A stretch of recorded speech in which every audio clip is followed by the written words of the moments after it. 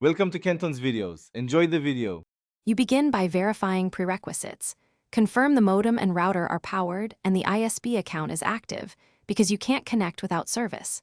Next, make sure you have the ISP login and any PPPoE credentials handy. This saves time when prompted.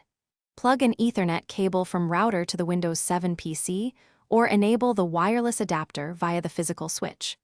Once done, open the Network and Sharing Center to start the connection process. This is where Windows manages broadband connections. Now you configure the broadband link. Go to Control Panel, Network and Sharing Center, and click Set up a new connection or network.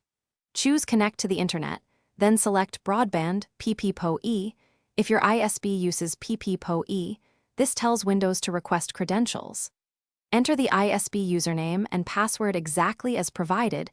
Name the connection so you can recognize it later, and check Remember this password if you want automatic sign-in. Make sure the network adapter displays as enabled.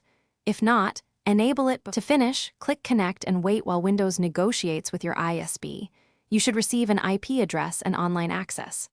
Once connected, verify with ipconfig/all to confirm IP, gateway, and DNS settings so you understand why it works.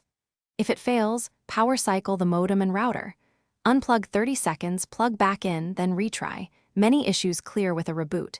If problems persist, run Windows Network Diagnostics and contact your ISP with the modem logs or error messages to resolve account or line issues. Thanks for watching. Consider subscribing if we helped you.